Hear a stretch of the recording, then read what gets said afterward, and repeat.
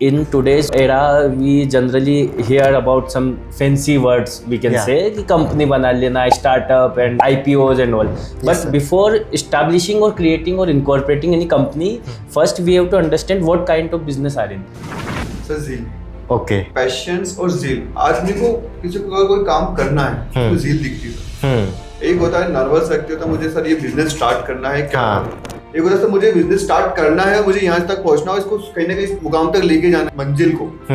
तो वो आदमी ज़ील है सर। ओके। वो आदमी कर गुजरता है कि आपने ये इन्वेस्टमेंट किया तो किस पर्पस से किया है। ओके। आपका गोल सेट होगा तो आप उसको होल्ड करके रखोगे, आप उसको बेचोगे नहीं। आज मैंने इसको सेल आउट कर दिया है, एग्जिट ले लिया, तो मेरा वो गोल फुलफिल कैसे हो। तो इसलिए आपका अगर गोल सेट है, मेरे को बच्चों की पढ़ाई के लिए करना है, या इनकी मैरिज के लिए करना है, या घर बनाना है, कार खरीदनी है, उसके हिसाब से आप इन्वेस्टमेंट। ओके। तो वो लॉन्ग टर्म इन्वेस्टमेंट जाएगा। वो किसी भी काम को अगर करना है तो उसकी प्लानिंग करता है, बट उसको एग्जीक्यूट कैसे करना है, उसको एग्जीक्यूशन में कैसे लेके आना है, वो काम सीएस का होता है। वो आगे सारी चीजें फोरकास्ट करके आपको बताता है कि आगे क्या क्या हर्डल्स हो सकते हैं, क्या क्या बेनिफिट्स हो सकते हैं, इस काम को कैसे आगे बढ़ा सकते हैं अपन। एग्जैक्टली। अगर आप अपने एम्प्लॉय के प्रति लॉयल है तो आपको डबल रिटर्न देगा ना। नहीं तो कैसे आप तो लॉयल नहीं रहेंगे, आप उनके सैलरी में हर डिडक्शन, तो वो सोचेगा यार मेरे को इतना परफॉर्म करके दूं इसको, और वहीं आप एप्रिसिएशन देंगे, लॉयल रहेंगे, उससे एप्रिसिएशन देंगे और वो आपको मोटिवेट करेंगे, तो उसको भी अंदर से बूस्ट अप मिलेगा ना।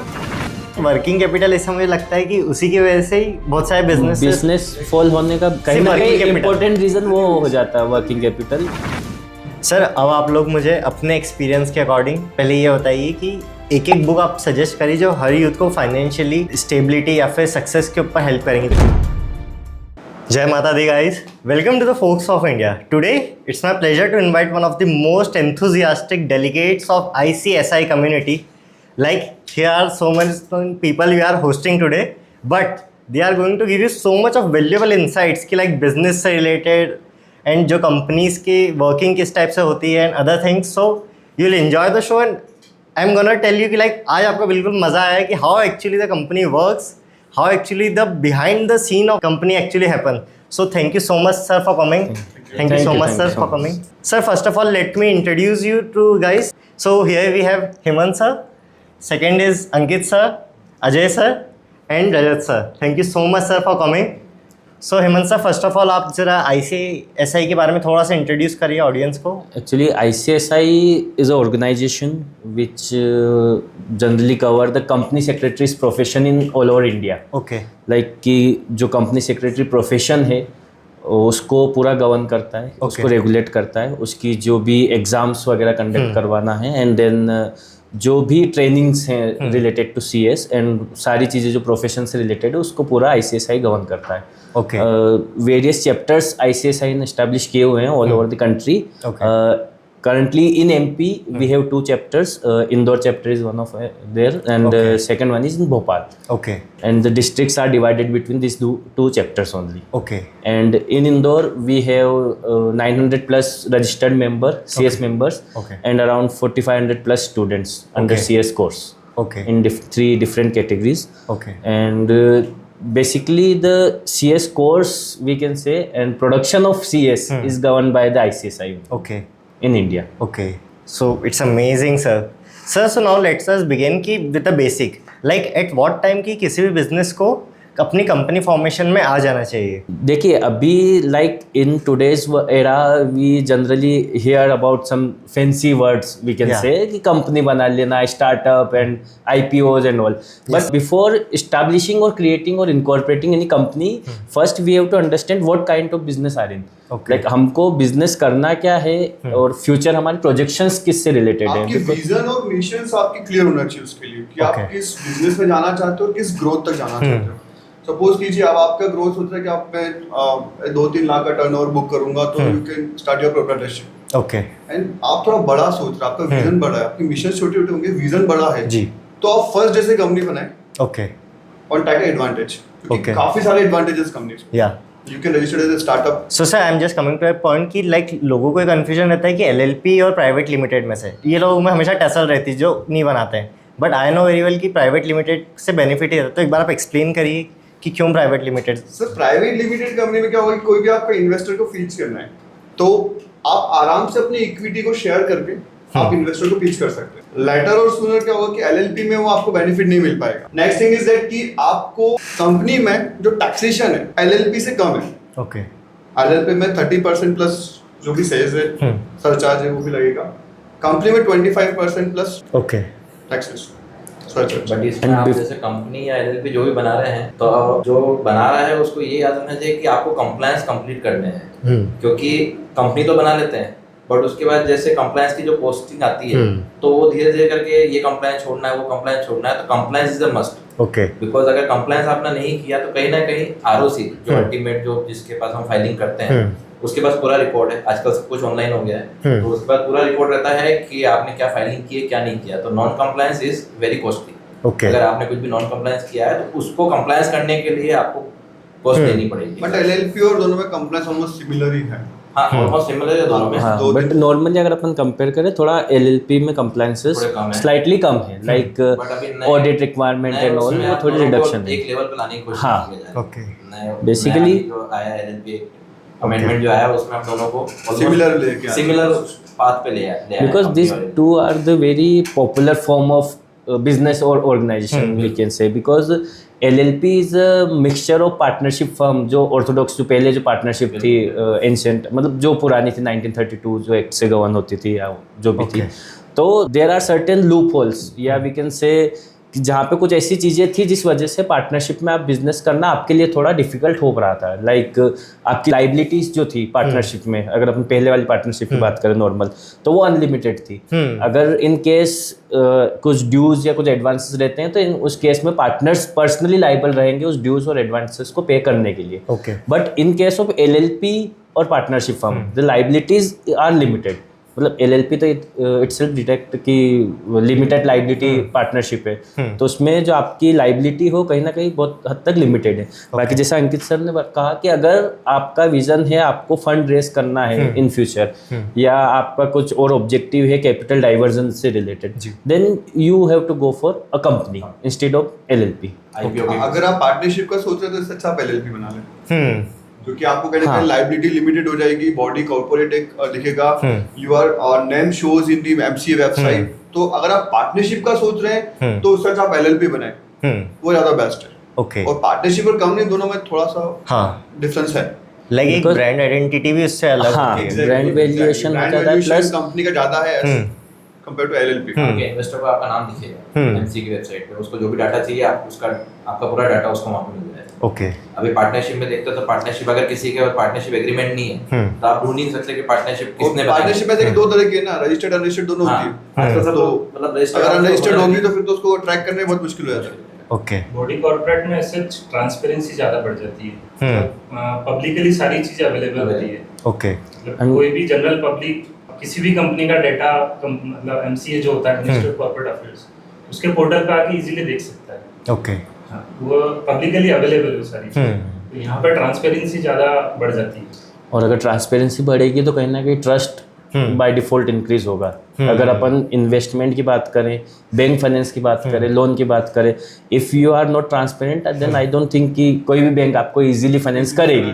Okay. But if you are properly transparent, accountable and properly complied, well maintained, well complied, then I think bank will feel comfortable to finance you with respect to. अगर creditor को लग रहा है कि balance sheet में मेरा नाम है नहीं है, सपोज कि छोटा सा एग्जांपल है, इस क्रेडिटर को लगता है मेरा नाम बैलेंस शीट में है नहीं है, तो पब्लिक सर्च करके उसकी बैलेंस शीट डाउनलोड करके चेक कर लेता है वो। ओके। इजीली अवेलेबल है सारे डेटास। ओके। तो आप एक्सेस कर सकते हो उन्हें। सो लाइक सर काफ़ी बेनिफिट्स के उसमें बहुत प्राइवेट लिमिटेड काफ़ी हद तक अच्छी है क्योंकि कंप्लायंस की भी बात करें तो सर इससे ज़्यादा कंप्लायंसेस की कॉस्टिंग नहीं रहती है अगर बिजनेस अगर उस लेवल पे। तो कंप्लायंस मतलब कंप्लायंस की कॉस्टिंग नहीं रहती, नॉन कंप्लायंस की ज़्यादा कॉस्टिंग। नॉन कंप्लायंस की रिसेंटली अगर आप न्यूज़ अगर आपने देखी होगी तो बहुत बड़ा ग्रुप है, I don't take its name, but जो नॉन कंप्लायंस की कॉस्ट है वो भी कहीं ना कहीं उसका कारण रहा है, उसके पतन का कारण रहा है। ओके। तो कंप्लायंस की कॉस्ट नहीं है, नॉन कंप्लायंस की बहुत ज्यादा कॉस्ट है। मतलब कंपनी का शेयर का प्राइस यहाँ से यहाँ आ गया सीधे down, so that is non-compliance. Okay. There are some non-compliance in that company that some of the governing body को detect हुआ कि non-compliance से और suddenly shares fell down. तो कहीं ना कहीं investor को loss है। इसी में और लॉन्ग टर्म में इसी में एक वो लाइन है, if you think compliance is costly try non compliance. Compliance करके देखो, आपको पता लगेगा कॉस्ट क्या है, कंप्लायंस कॉस्टली है कि नॉन कंप्लायंस। ओके, तो ये एक कोट है, यस सर, कि if you think compliance is costly then try non non compliance. Compliance. तो इसमें हर काम में मतलब गवर्नमेंट ने रेस्ट्रिक्ट कर रखा है। जैसे कोई काम अगर करना इजी हो गया है, अगर नहीं करते हैं तो उसके लिए पर डे पेनल्टी है। Okay, even 100 rupees per day, 1000 rupees per day, 5000 rupees per day, Okay. ऐसी भी प्रोविजंस हैं इसमें। See, basically government also want transparency in businesses because जैसा पहले का सिस्टम था कि कोई भी किसी को फॉर एग्जांपल एक छोटा सा बिजनेस फॉर्म वगैरह लेके जो साहूकारी वाला बिजनेस था कि कोई भी पर्सन जो लेंडर है वो आपको पैसा दे रहा है, जो भी उसकी रेट ऑफ इंटरेस्ट वो चार्ज कर रहा है उसके हिसाब से, तो कहीं ना कहीं पब्लिक एट लार्ज बहुत ज़्यादा अफेक्टेड थी। तो वो अब उस चीज़ को कंट्रोल करने के लिए कहीं ना कहीं गवर्नमेंट ज़्यादा रेस्ट्रिक्ट हो रही है कि ट्रांसपेरेंसी नॉर्म्स उनके थोड़े स्ट्रॉन्ग रहे, ताकि जो पब्लिक एट लार्ज जो अफेक्ट हो रही है इन सारी चीज़ों से वो अफेक्ट नहीं हो। एंड इन्वेस्टर अवेयरनेस वगैरह इन सब चीज़ों पे बहुत ज़्यादा ही काम कर रही है फिर। सही है। एंड सर अभी एक और क्रेज रहता है आईपीओ का, कि लाइक हर मतलब कोई अगर एंटरप्रेन्योर स्टार्टिंग भी कर रहा है और थियोरेटिकल तो सबको पता है कि आईपीओ आता है ऐसा था, बट सर एक एग्जैक्ट नंबर की एटलीस्ट वो नंबर क्रॉस हो तब इंसान को आईपीओ के लिए करना चाहिए। सर एग्जैक्टली नंबर्स तो सर मैं नहीं बताऊंगा कि इस नंबर तक आप जाओगे तब आईपीओ पे जाएं, हाँ, बट ये है कि आपकी कंपनी स्टैब्लिश मोड में आ जाए कि आप एक्सपेंडिचर करने के लिए रेडी हैं। सपोज कीजिए आपको 20 लाख 25 लाख का भी एक्सपेंडिचर करना रहता है, you are ready with that. Okay, suppose कीजिए आपको आईपीओ किसी को आईपीओ लेके आना है, सपोज रजिस्टर को आईपीओ लेके आना है, लाना सबको है, बट जब बात एक्सपेंडिचर की आती है, जब बीएससी की फीस, एनएसडीएल की फीस, आरटीए की फीस, लॉट्स ऑफ फीस, तो वहां पर वो आदमी मतलब जब हम लोग भी किसी क्लाइंट से मीट के जाते हैं तो बोले सर आईपीओ लेके आना है, ठीक है, वो जो एनएससी का क्राइटेरिया है, एनएससी लिस्ट पे जाना है या बीएससी पे जाना है कि भैया क्राइटेरिया टाइम सीआर का 3 साल प्रॉफिटेबल कंपनी होना चाहिए, but when we share the expenditure list इतना खर्चा होगा तो जरा पीछे हो जाता है आदमी कि यार नहीं इतना खर्चा नहीं करना, जो हमारी कंपनी चल रही चलने दे। तो एटलीस्ट हमारा माइंड सेट ऐसा हो कि हमको जाना है तो फिर जाना है, फिर एक्सपेंडिचर ना देखें, और थोड़ी सी कंपनी एस्टैब्लिश हो जाए, थोड़ी सी जैसे आप 25-30 करोड़ का अच्छा टर्नओवर आप बुक कर ले और आराम से प्रॉफिटेबल कंपनी है, 5-10 करोड़ का टर्नओवर है आपका, उसके बाद आप पिच करें ज्यादा अच्छा है आईपीओ के लिए।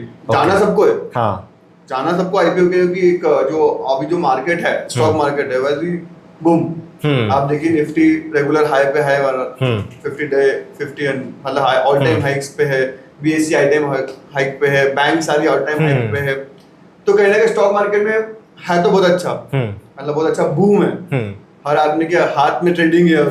पहले ट्रेडिंग नहीं हुआ, जब आप ब्रोकर के जाकर सूदे लगाने पड़ते थे आपको, अगर आपने देखा, मैंने देखा हुआ है, my father is going to broker को सुबह से फोन आ रहे भैया वो रिलायंस के 10 शेयर ले लेना है, रिलायंस की 50 शेयर ले ले, अरे फटाफट बेच, क्या किस भाव पे लगा। अब तो नहीं, आपके हाथ में है सब चीजें, तब आराम से ट्रेडेबल है, और काफी सारे ग्रुप से, काफी सारे सेबी के रजिस्टर्ड एनालिटिकल लोग हैं, जो रिसर्च एनालिस्ट है, जो आपको प्रॉपर्ली गाइड कर रहे हैं चीजों के लिए। ओके, तो स्टॉक मार्केट बूम है, इसलिए हर आदमी को आईपीओ में जाना है, बट आईपीओ में कोई छोटी कंपनी अगर जाती है कहीं ना कहीं उसको लॉस तो है।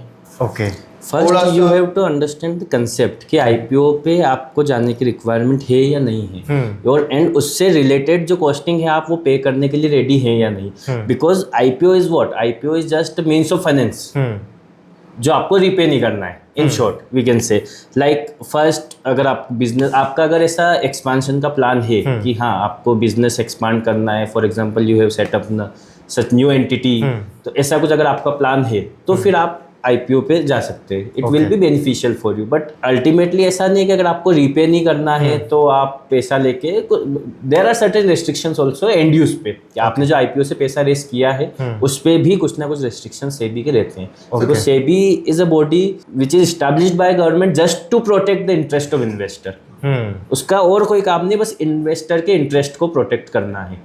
Okay. And for that, SEBI established passed various regulations जो हैं SEBI के, and under which various requirements are there, listing requirements are there कि अगर आप IPO के लिए जाना चाहते हैं तो जैसा सर ने बताया भी कि आपका प्रॉफिटेबल होना चाहिए कंपनी पिछले कुछ सालों से, 3 सालों से, आपका नेटवर्थ पॉजिटिव होना चाहिए पिछले कुछ सालों में, and so on, there are various other requirements also, and after fulfilling that requirement you can go for IPO if you are ready to pay the cost. Okay, then too. Sir, one of my client, I was recent example with me, जो मेरे साथ अभी incidence हुआ, I with my client, उन्होंने बोला कि IPO लेके आना है, ठीक है सर आईपीओ आ जाएगा, they are ready with the expenditure, very बहुत अच्छी कंपनी, बहुत established नाम है, और तो उन्होंने बोला ना सर कितना आईपीओ लेके आना है, बोले सर मुझे बिजनेस के लिए 20 करोड़ रुपए चाहिए, मतलब 20 करोड़ का बहुत छोटा आईपीओ होगा, एंटरटेन मतलब इतना अच्छा एंटरटेनमेंट है, एटी हम 100 करोड़ का तो आईपीओ लेके आए, बोले सर मुझे 100 करोड़ लाके एक्स्ट्रा फंड लाके दूसरी चीजों में नहीं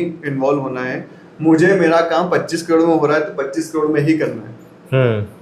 तो उनका मोटिव एकदम क्लियर है सर, तो वहां पर वर्किंग करने में मजा आता है, क्योंकि उनका इन्वेस्टर लॉस करने का एक थोड़ा सा भी मानस नहीं है, उनको थोड़ा सा भी डाउट नहीं कि मुझे किसी इन्वेस्टर को हार्म करना है, हाँ मुझे बिजनेस करना है इसलिए मुझे 20 करोड़ रुपए चाहिए, उन्हें बिल्कुल स्ट्रिक्टली मुझे बोला सर 20 करोड़ का आईपीओ लेके आना, 20 करोड़ की आप प्लानिंग करें उस हिसाब से, मुझे नहीं लाना उससे ऊपर का आईपीओ, आप उसकी प्लानिंग करो। तो सर बिजनेस इस टाइप का हो, आप एक्सपेंडिचर करने के लिए बिल्कुल रेडी हैं, उनका विजन बिल्कुल ये है मुझे 20 करोड़ चाहिए, उससे मेरा बिजनेस पूरा एस्टैब्लिश बहुत अच्छे से हो जाएगा, उससे मैं 100 करोड़ बना लूंगा, बट मुझे जनता क्लैरिटी ऑफ थॉट्स होगी, clarity of thought and second you are ready कि आपकी जो इक्विटी है वो आप डाइल्यूट करना चाहते हो, because after becoming a listed entity, जो आपकी एजीएम मतलब जो एनुअल जनरल मीटिंग्स हैं या शेयर होल्डर्स मीटिंग है, तो उसमें भी कहीं ना कहीं शेयर होल्डर का राइट रहता है फिर वोटिंग का। ओके, तो कहीं ना कहीं स्ट्रेटेजिक जो आपके डिसीजंस हैं में भी हो सकता है कि वो कुछ ना कुछ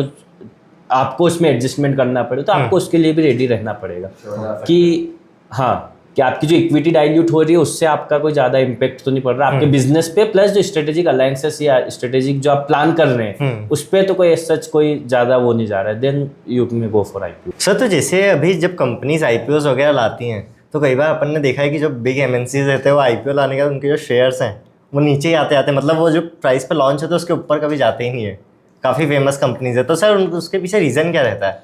सर बहुत सी बार क्या होता है, कुछ तो कंप्लायंसेस रीजन रहता है, तो सपोज कीजिए आपने किसी एक पर्टिकुलर स्ट्रीम में आप जा रहे हैं, सपोज कीजिए बैंकिंग में जा रहे हैं, या सपोज कीजिए आप किसी ऐसी 1000 डेज कोई प्रोडक्ट बना रहे हैं, ऐसी किसी इंडस्ट्री में उसका नॉन कंप्लायंस आपने फीच कर दिया। ओके, जैसे रजिस्टर ने कोड दिया कि नॉन कंप्लायंस करके देखो तब कंप्लायंस की कॉस्ट समझ में आएगी, नॉन कंप्लायंस की कॉस्ट समझ में आएगी, तो वही कॉस्ट है वो एक्चुअल कि आपको बियर करना पड़ेगी, वो फिर वो एक्चुअली में इन्वेस्टर का लॉस में बड़ा हो जाता है। अच्छा, कहीं ना कहीं एक नॉन कंप्लायंस के पीछे बहुत बड़ा रहता है, और कहीं ना कहीं स्पेकुलेटर भी रहते हैं मार्केट में, वो भी शेयर्स को नीचे ले आते हैं। बहुत शेयर क्या होता है कि कुछ चीज होती है जो दिखती बहुत अच्छी है, आपको नाम बहुत अच्छा दिखेगा, बट उसका बिजनेस प्रोफाइल डाउन रहता है। तो उससे इससे एक और क्वेश्चन मेरे माइंड में आ रहा है कि कोई ऐसे 2-3 पैरामीटर अगर कोई इंसान अगर इन्वेस्ट करना चाह रहा है वो करना है, तो कंपनी के 2-3 ऐसे कौन से पैरामीटर होते हैं जिसको देख के एक नॉर्मल इंसान भी समझ सकता है कि कंपनी किस फेज में जा रही है?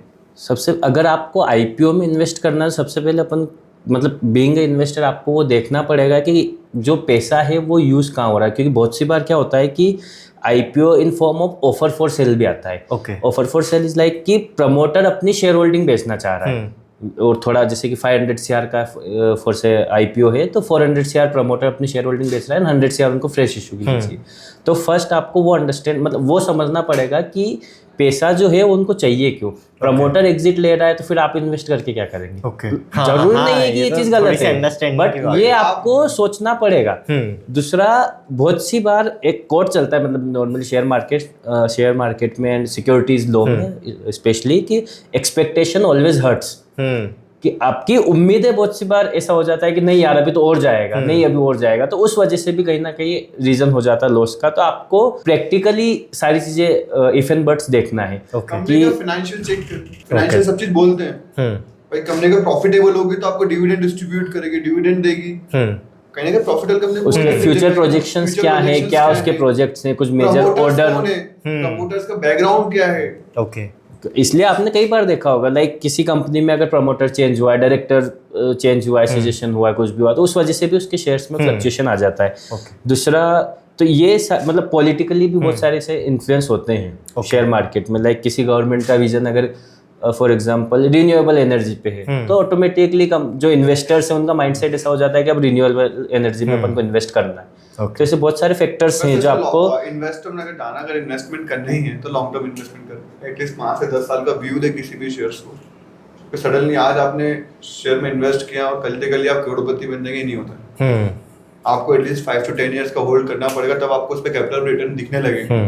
हो सकता है बहुत सारे अपने कुछ शेयर्स वो 100% बढ़ जाते हैं, बहुत सी बढ़, बट जो अच्छी ब्लू चिप्स कंपनियां हैं वो एकदम नहीं बढ़ती। ओके, आप रिलायंस देखिए 2000 से 3000 से वहीं घूम रहे हैं, बढ़ तो रहे 2000 से 3000 हो गया, फिर स्प्लिट होगा या डिविडेंड देगा तो फिर नीचे आता है, या बोनस देते तो फिर नीचे आता है, फिर वापस वहीं जाता है। क्यों रिलायंस 42,000 पे 40,000 नहीं जाता है? क्यों एक दिन क्यों नहीं बढ़ता? तो जो कंपनी धीरे धीरे बढ़ती है वो प्रॉपर्ली मैनेज्ड है। ओके, प्लस उसमें आपको बेनिफिट मिलेगा, बोनस का बेनिफिट मिलता है, डिविडेंड का बेनिफिट मिलता है, तो आप कैप्चर करते जाए। थोड़ा टाइम दे इन्वेस्टमेंट को, ऐसा नहीं कि आप आज हर आदमी का करोड़पति बन जाए। आदमी आज पैसा लगाता है उसको डबल चाहिए। ऑप्शन में जा ही इसलिए रहा है आदमी कि उसको 5-10 हजार रुपये कॉस्टिंग लगती है, वो लगाता है और वो ऑप्शन में यही दिक्कत आ रही है सर कि आदमी को मालूम नहीं कब लगाना है, वो लगाता तब है जब उसका पैसा डूबने वाला होता है। आप अगर मैक्सिमम लोगों को देखेंगे, मेरे साथ 90% लोग तो लॉस में ही है ऑप्शन।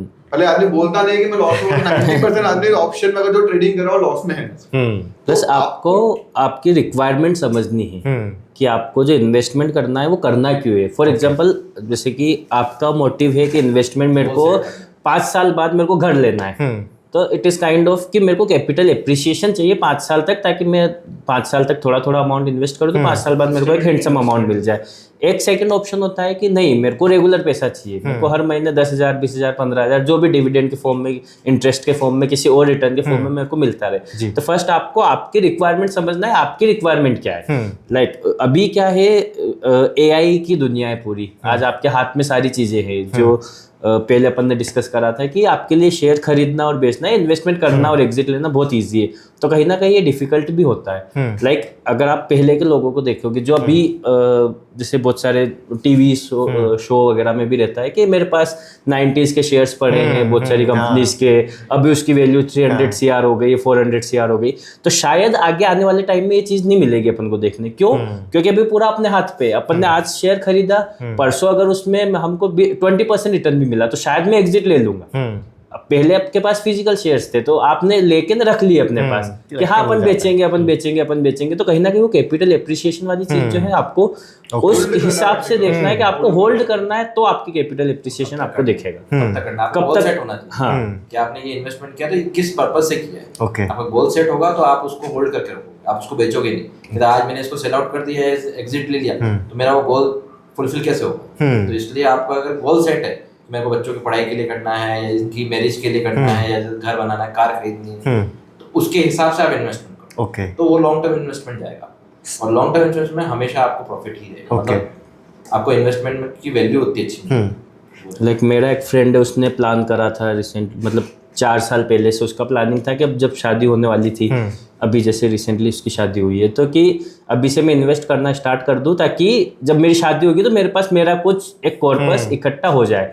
तो उसने उसी टाइम से इन्वेस्ट करना स्टार्ट किया, थोड़ा जो भी अमाउंट उस टाइम पे उसको कंफर्टेबल था वो, तो उसने किया। फिर जब उसकी शादी आई तो उसके लिए अच्छा खासा अमाउंट, एक हेल्पिंग हैंड हो गया था कहीं ना कहीं देखे तो फाइनेंशियली। तो ऐसा आपको पहले आपका गोल डिसाइड करना है, आपका ऑब्जेक्टिव, आपका एम क्या है इन्वेस्टमेंट का, then enter into any transaction. And sir अब मुझे एक बात बताइए, जो वैल्यूएशन होता है, वैल्यूएशन टर्म, एक तो आप इसको एक्सप्लेन करिए और इसको कैलकुलेट कैसे करते हैं वो आप थोड़ा बताइए। किसी भी कंपनी को वैल्यूएशन जो होता है वो कैसे निकलता है? ओके सर, उसमें क्या होता है कि कुछ बहुत सारी मैथोडोलॉजी बताई गई है। वैल्यूएशन का पूरा कोर्स होता है, ओके, जो स्पेसिफिकली रजिस्टर्ड वैल्यूअर उसको कंप्लीट करते हैं उस कोर्स को, उसके बाद भी वो किसी भी कंपनी को वैल्यूएशन दे पाते हैं। ओके, तो उसका पूरा कोर्स होता है, उसके हिसाब से वो वैल्यूएशन निकालते हैं। वो आपसे सब DCF मेथड होता है उसमें, okay, discounted cash flow method. उसमें आपसे आप सपोज कीजिए आपको अपनी कंपनी का वैल्यूएशन निकालना, तो आपसे प्रोजेक्शन में है कि आप नेक्स्ट ईयर कहाँ हैं, उसके नेक्स्ट ईयर कहाँ, उसके नेक्स्ट ईयर कहाँ, उसके नेक्स्ट ईयर कहाँ है।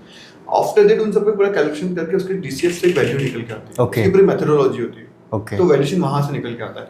और लिस्टेड कंपनी का वैल्यूएशन तो आपको जो दिखेगा वो मार्केट में सबके लिए ओपन है। Valuation is basically the present value of your future inflow, जो भविष्य में जो आपके पास पैसा आने वाला है उसकी आज की वैल्यू क्या है। आज फॉर एग्जांपल आज आपके पास 100 रुपए है, तो शायद आप उस 100 रुपए में आज क्या कर सकते हो, 1 साल बाद अगर आपके पास 100 रुपए है तो शायद आप उसमें क्या कर सकते हो। तो उसकी आज क्या वैल्यू, जो इन्फ्लेशन बढ़ रहा है उस वजह से 100 रुपए की वैल्यू। इसीलिए बहुत सी बार बोलते हैं कि आप FDs या जो भी पर्टिकुलर सेक्टर्स हैं आप वहाँ पे इन्वेस्ट ना करें।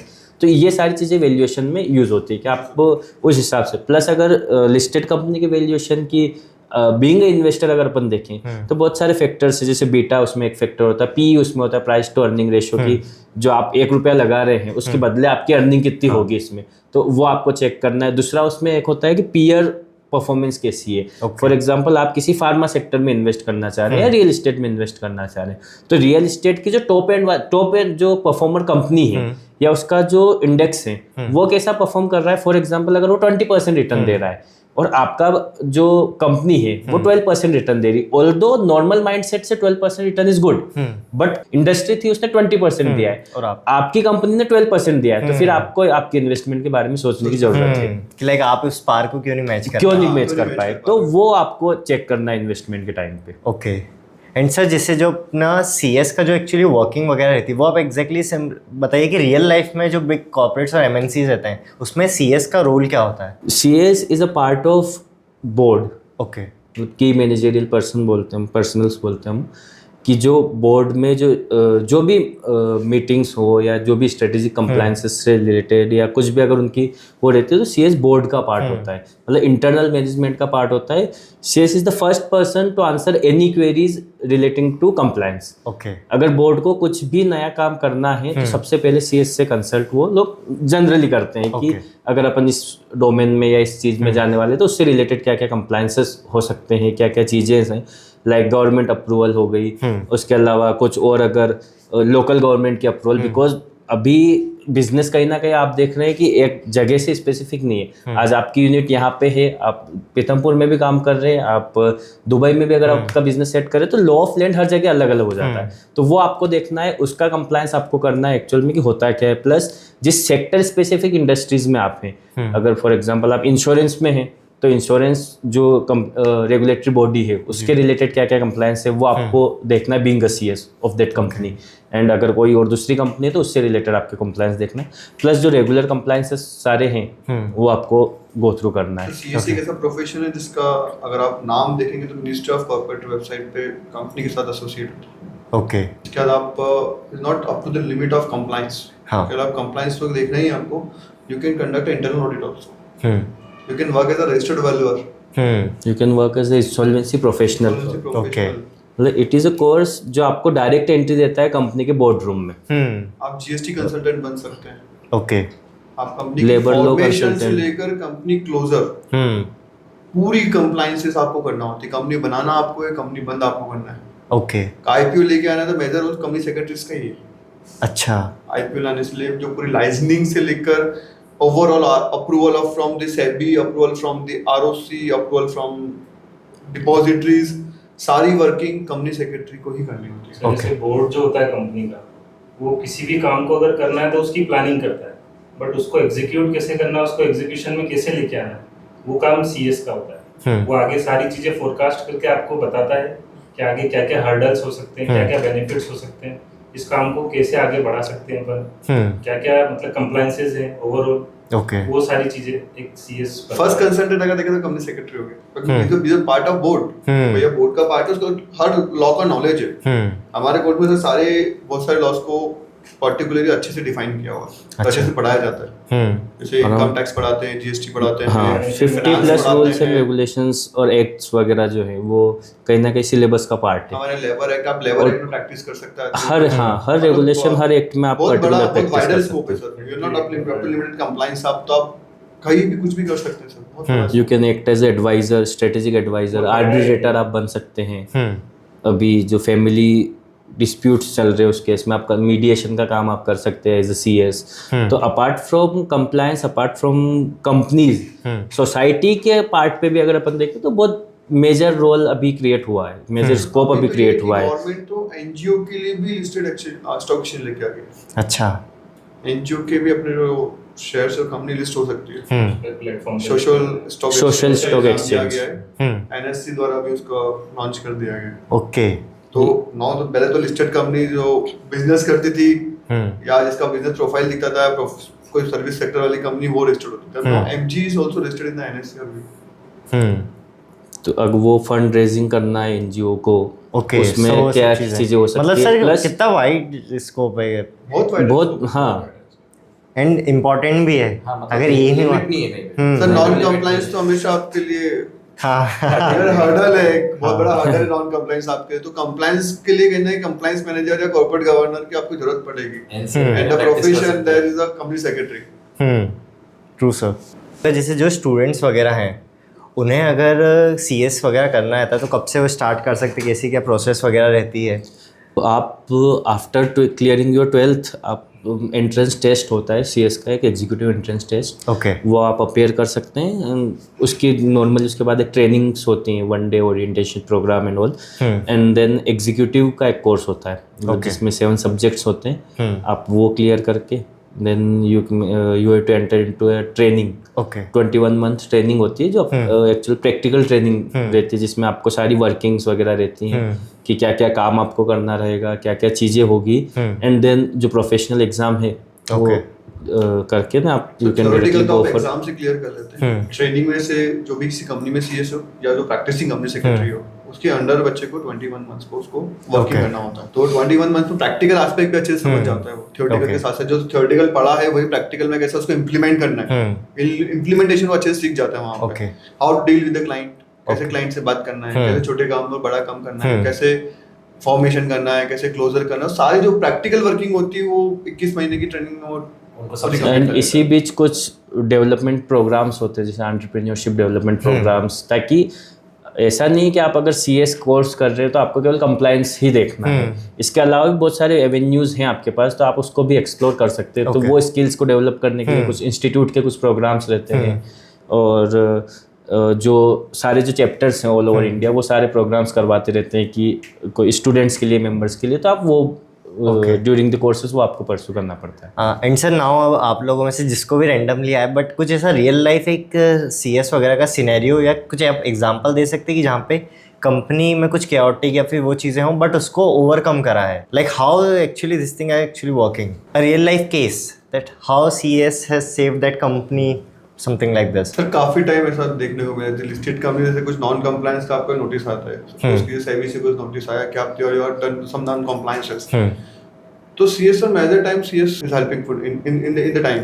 ओके, मतलब वो उस टाइम पे एक ही हेल्पिंग एंड कंपनी सेक्रेटरी होता है जो उसके लॉ के लूप होल, कहने के लॉ में लूप होल्स होते हैं, उसको पकड़ के ओके अपनी कंपनी को सेव कर लेता है। क्योंकि हमको सर हमारे कोर्स में इंटरप्रिटेशन ऑफ लॉ भी सिखाया जाता है कि लॉ का इंटरप्रिटेशन किस टाइप से होता है। बहुत से होता है कि लॉ में कॉन्फ्लिक्ट होते हैं, हाँ, कि ये काम कर सकते हो, एक किसी को लेकर कर सकते हो, कोई बोलेगा नहीं कर सकते, तो वहां पर इंटरप्रिटेशन का बहुत मेजर निकल के आता है, रोल निकल के आता है कि आप उसको इंटरप्रेट कैसे करो। क्योंकि कहीं ना कहीं कोई भी नॉन कंप्लायंस है तो आपकी कोई गलती करना है, आपकी गलती तब अगर प्रूव होगी तो पेनल्टी लगेगी, लेकिन गलती को आपने मिनिमाइज कर दी या गलती को आपने लॉ में बता दें कि ये लॉ में लिखा हुआ है, इससे मैंने काम किया हुआ है, तो आपकी गलती मिनिमाइज से खत्म हो जाएगी। तो वहाँ पेनलाइज होने से कंपनी को बचाता है, और ये काम कंपनी सेक्रेटरी कर देता है क्योंकि उसको इंटरप्रिटेशन आता है। ओके, बिकॉज अपन को जब बीइंग अ डायरेक्टर अगर मैं बिजनेस कर रहा हूँ, मेरे को लगता है कि शायद मेरी कंपनी में अब कुछ नहीं है, कुछ नहीं बचा। फॉर एग्जांपल कि नहीं, अब लोन ओवर डेट हो चुकी है, कंपनी बहुत सारा लोन है, उसका रिपेमेंट अपन नहीं कर पाएंगे, इंटरेस्ट बर्डन बहुत ज़्यादा है, उसका नहीं कर पाएंगे, तो उसके बाद भी बहुत सारे ऑप्शंस ऐसे होते हैं जिसके थ्रू आप कंपनी को वापस से रिवाइव कर सकते हैं। इनफैक्ट कुछ यूएस कंपनीज हैं बहुत सारी ऐसी, नाम मैं नहीं लूँगा, बट जो इस तरीके से अच्छे से रिवाइव होकर ना अभी अच्छा बिजनेस कर रही है। इंडिया में बहुत सी ऐसी कंपनीज हैं जो एक टाइम पे ऐसा हो गया था कि इसका लोन बहुत है, अब शायद हो सकता है कि डूब सकती है कंपनी, बिल्कुल ख़त्म हो जाएगी and all, but then sudden changes हुए, कुछ बोर्ड में कुछ चेंजेस हुए, एंड देन कैपिटल स्ट्रक्चर में कुछ चेंजेस हुए। तो कहीं ना कहीं सब सारी चीज़ों में जो चेंजेस हैं, जो वापस से खड़ा करने में जो चेंजेस लगते हैं, जो सारी हेल्प लगती है, कहीं ना कहीं सीएस का बहुत मेजर रोल इसमें रहता है। ओके, तो कंपनी एनसीएलटी में चले जाती है, आईबीसी के केस में, इंसॉल्वेंसी कवर में, तो उसके भी कहीं ना कहीं रिवाइवल का कहीं ना कहीं सोर्स निकल के आ जाता है। वो कंपनी सेक्रेटरी का सब ऑप्शन रहता है कि उसको कैसे रिवाइव करवाना है, या सडनली कोई कंपनी का बहुत सारा डेब्ट हो गया, वो इंसॉल्वेंसी में देखी तो कोई बड़ी कंपनी उसको परचेस कर लेती है, तो वो डील करने का जो पूरा होता है कि आप कैसे डील करना उस पूरी डील को, उसमें कंपनी सेक्रेटरी का ओके, कहीं ना कहीं बोर्ड को एडवाइस करना, लाइक अभी जो अपन डिस्कस कर रहे हैं वो कहीं ना कहीं से कंपनी के हिसाब से डिस्कस करें कि जो कंपनी बंद होने वाली है उसके पास क्या क्या ऑप्शन है। लेकिन बहुत सी बार ऐसा होता है कि जब तालाब में अगर बड़ी शार्क है तो वो चाहेगी कि छोटी मछलियाँ सारी खत्म हो जाए, तो वो कैसे करना है, लाइक जो छोटी जो कंपनीज है, फॉर एग्जांपल अगर मैं पर्टिकुलरली रिन्यूएबल एनर्जी पे अगर बात करें तो मैं पर्टिकुलरली रिन्यूएबल एनर्जी में काम कर रहा हूँ, तो मैं फॉर एग्जांपल 10,000 CR का टर्नओवर है मेरी कंपनी का, तो मैं चाहूंगा कि जो छोटी छोटी कंपनीज है उनको मैं टेक ओवर करके अपनी ही इंडस्ट्री में मर्ज कर लूँ, मोनोपोली क्रिएट कर लूँ, तो कहीं ना कहीं मार्केट में मेरा जो मार्केट ब्रांड वो वैल्यूएशन है वो ऑटोमेटिकली इंक्रीज होगा। ओके, तो उस चीज में कैसे आप एडवाइस करते हो, उसके क्या क्या चीजें हो सकती है, बिकॉज सेबी सब चीजें देख रहा है अल्टीमेटली, अगर आप लिस्टेड एंटिटी है तो उसके देखते हुए आपको सारी चीजें लीगल तरीके से कैसे करना है। ओके, तो CS is the one who can help you with it. Okay, and sir like you are a integral part of that company, so आप रेगुलरली ओनर्स या स्टार्टअप फाउंडर्स से मिलते हैं, तो सर आपको अभी किसको अपन ऑफ द ट्रैक ले आते हैं कि लाइक जो एंटरप्रेन्योर्स रहते हैं उनमें आपको क्या ऐसी चीज़ें लगती है कि लाइक इनके इन माइंडसेट और इन स्किल्स की वजह से ये लोग काफ़ी जल्दी ग्रो हो रहे हैं, तो अगर कोई नया इंसान बिजनेस में आना चाहता है तो उसको उन सब चीज़ों से हेल्प मिले? Sir zeal. Okay, and patience और ज़ील। आदमी को किसी को अगर कोई काम करना है तो ज़ील दिखती है सर। एक होता है नर्वस रखते होता मुझे सर ये बिजनेस स्टार्ट करना है क्या, एक होता है सर मुझे बिजनेस स्टार्ट करना है, मुझे यहाँ तक पहुँचना है, इसको कहीं ना कहीं मुकाम तक लेके जाना है मेरी मंजिल को, तो वो आदमी ज़ील है सर। ओके, वो आदमी कर गुजरता है, बहुत सारे हर्डल्स आएंगे बट वो still they can fly. Okay, mindset clear कि करना है, हाँ ये करूँ कि ये करूँ कि ये करूँ, का माइंडसेट क्लियर कि सर मेरे को ये कंपनी बनानी है, यही काम आगे करना है और इसी को मैं आगे ऊपर तक ले जाऊँ। वो सर हमारे साथ ही सर कंफ्यूज होके भी आता था, हम उसको वही गाइड करते सर अभी एक ट्रैक पकड़ो, उस ट्रैक पे चलो, एक बिजनेस पकड़ो, उस ट्रैक में हर्डल्स आएंगे, अगर नहीं निकल पा रहे तो वहीं स्टॉप हो जाओ, उसको बंद कर दो, नहीं निकल पा रहे तो बंद करके दूसरी राह पकड़ लो, नहीं तो उस राह में गड्ढे गड्ढे गड्ढे तो बहुत ज्यादा गड्ढे में चले जाओगे, और वही कहीं ना कहीं दिखता है कि इंसॉल्वेंसी और बैंकरप्सी में पड़ जाता है आदमी की भैया हाथ खड़े हो सर बोलते सर कि एक पर्सन में क्वालिटी होना चाहिए कि उसमें धैर्य होना चाहिए और साथ में शौर्य होना चाहिए, तो दोनों का बैलेंस होगा तब जाके आप लाइफ में आगे बहुत आगे बढ़ पाएंगे। प्लस आपको पेशेंस रखेंगे उतना ही आगे जाके रिटर्न भी मिलेगा, और आपको आपके कंफर्ट जोन से बाहर आना पड़ेगा। ओके, अगर आप चाहे कि हर चीज़ आपके टेबल पे आ जाए तो वो पॉसिबल नहीं है, आपको उससे बाहर आना पड़ेगा, खुद के लिए काम कराना पड़ेगा, देन यू कैन हम लोगों ने एम फॉर सम। तो पूरा मार्केट एक्सप्लोर करते थे हम, दिन भर मार्केट कर घूमते थे भैया किसी को कंपनी बनानी तो हमें बताइए, जो हमारे रिलेटिव्स होते सब, तो ऐसा नहीं होता कि आपको बिल्कुल रेडी टू ईट मिलेगा, आपको मेहनत करनी पड़ेगी उसके पीछे। सर एक दोहा भी है कि करत करत अभ्यास से जड़मती होत सुजान, रसरी आवत जावत से सिर पर पड़त निशान।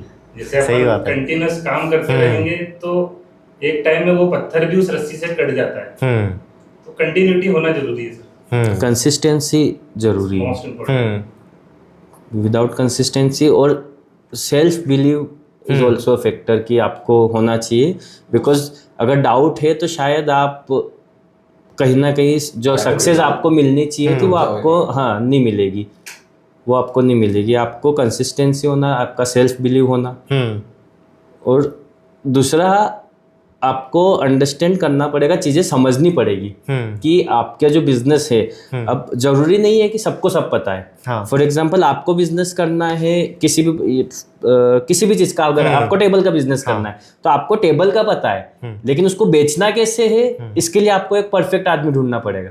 आप चाहते हो कि आप ही जाके बेच दो तो वो भी पॉसिबल नहीं, शायद उसमें फिर आप वो चीज़ अचीव नहीं कर सकते जो आप सोच रहे हो, तो आपको हर चीज़ के लिए एक परफेक्ट आदमी पिक करना पड़ेगा जो वो काम कर सके, चाहे वो सेलिंग हो, चाहे मार्केटिंग हो, चाहे IT हो, चाहे डेवलपमेंट हो, कुछ भी हो। तो आपको उसके लिए जरूरी नहीं है कि सारा काम आप खुद करें, लेकिन आप सारा काम अगर खुद मैनेज कर पा रहे तो वो भी आपके लिए कहीं ना कहीं एक बड़ा स्टेप रहेगा। डेलीगेशन का बहुत ज्यादा बहुत ज्यादा डेलीगेशन, सेल्फ कॉन्फिडेंस, मोटिवेशन।